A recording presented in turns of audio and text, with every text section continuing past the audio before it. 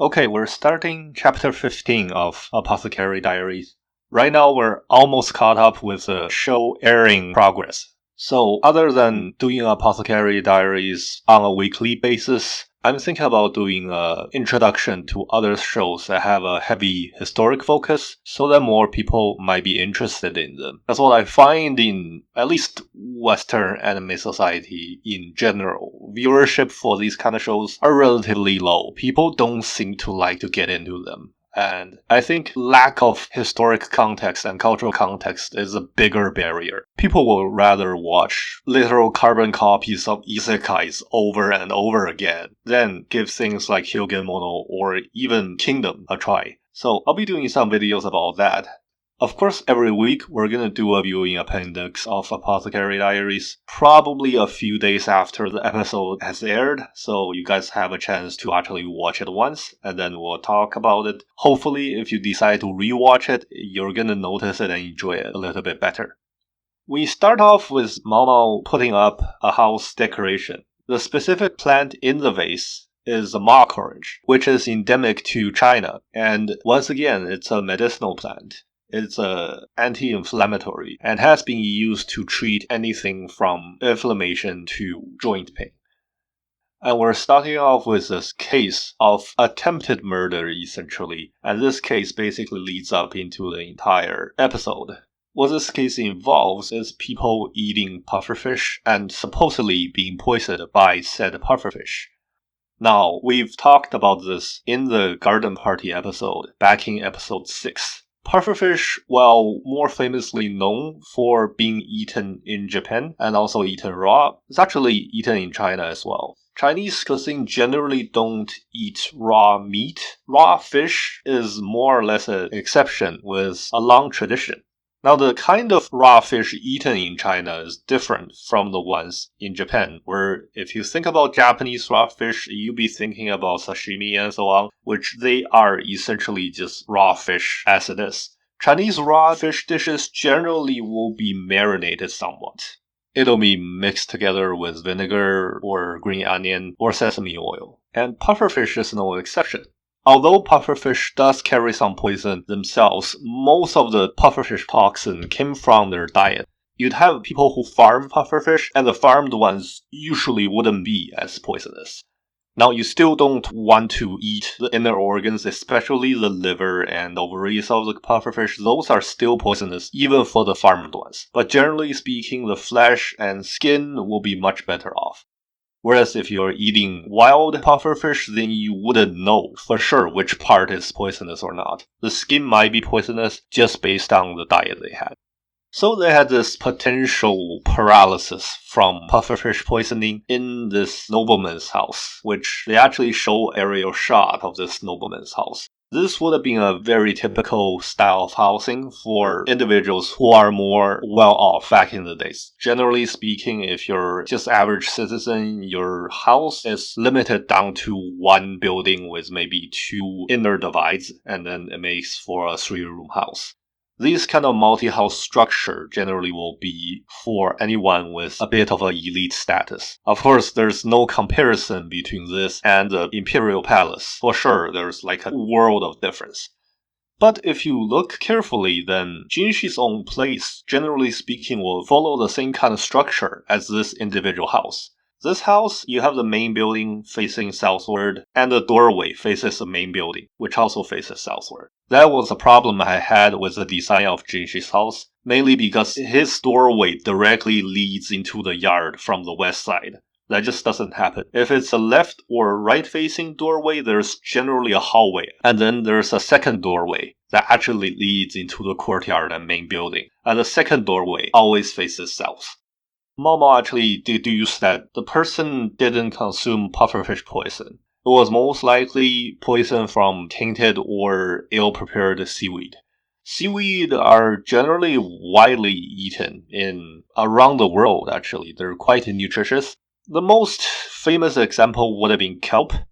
They're dried and then rehydrated, and you can slightly cook them and add them into soup or do like a kelp salad. And there are also other different kind of seaweed. But the problem with seaweed is, like pufferfish, they're quite reliant on the environment that they are living in. If you had an area with a toxic algae bloom, then the seaweed might take up the toxin from toxic algae bloom and it might cause problems. Similar to how sometimes algae bloom will cause shellfish to have certain problems because of similar kind of toxin buildup. You get any kind of effect from diarrhea to amnesia to paralysis, all sorts of different problems, mainly stemming from algae bloom rather than the seaweed by itself. So the seaweed might have been fine if they were grown in a sterile environment, but because of the surrounding algae and everything else, they have a higher chance of being toxic to humans. And if you imagine this was a world without proper food safety testing, that would have happened a lot more often than what goes on nowadays.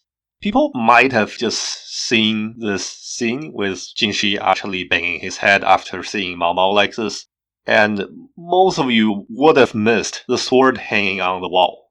Now, that sword in particular usually isn't for self-defense. Traditionally speaking, well-off Chinese household will always hang a sword somewhere. And that wasn't for self-defense. A lot of these swords are either not sharpened or they're made of wood or other material. Specifically, the sword hanging there were just for good luck and to ward off bad luck. Now, of course, you could get a sharpened sword. And with Chinese getting richer nowadays, there's a big market for these kind of lucky charmish sword that are made by modern craftsmen. A typical sword and hanging in your house for good luck that has the same kind of intricacy and detail as what would have been reserved for the emperor.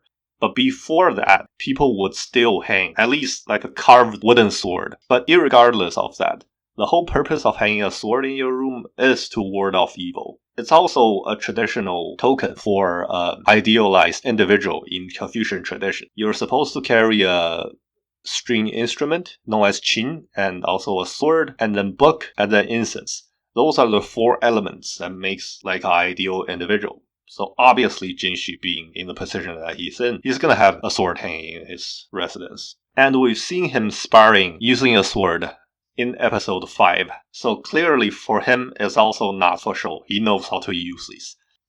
And we get this very interesting conversation between the monocle guy from last episode and Jinshi about a potential courtesan that he met in Verdigris' house. And in this shot in particular, you can see the tree with white flower, which is a camellia, which is a closely related plant to tea tree, which, are used to make tea. Camellia generally would be used for medicine as well. Tea was considered a form of medicine, just widely used medicine. Camellia would be used for different purposes, but they're closely related. Therefore, they will be medicinal. Camellia generally will have these very noticeable flower. And people usually only grow these for the flower. They didn't grow this so that these will produce tea leaves. And as the monocled guy was talking, we get a sense of how courtesan's life might be different. In the ancient Chinese red light district, there were certain high-level courtesans that usually claimed that they wouldn't sleep with people. It's strictly on a talent base. You come over here, either they'll play instruments for you, they'll talk with you. It's usually more of an intellectual and spiritual kind of exchange rather than physical exchange. So that was true, and a lot of higher level ones would have been considered like this. At least in the eyes of Chinese, if you think about like a high ranking courtesan or like a very popular famous courtesan, they usually can mean this form. People's ideal of a courtesan will be somewhat like this. They didn't sell their body essentially, they just sold their skills. And we end with another hook for the next episode, involving a family of metalworkers.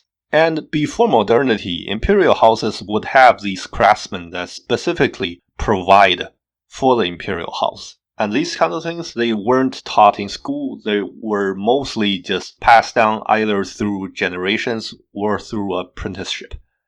And if you go to Forbidden City in Beijing today, you can see a lot of examples of these bronze, sometimes gilded, sometimes just purely bronze sculptures and other fixtures that are maintained but were made during ancient times. So as this was leading up to the next episode, we are going into the next episode talking about a family of craftsmen that would have provided for the imperial house and have the craftsman skills passed down through generations. Now, I'd just like to add, although they've only shown sculptures, these kind of metalcraft would have been for everything. Sculptures, building fixtures, also utensils. And generally speaking, if you're an imperial house affiliated craftsman, then more likely than not, the stuff you produce are exclusively for the imperial house. You don't produce the same thing for the emperor and the commoner and sell it to the commoner. That's actually against the law in ancient China.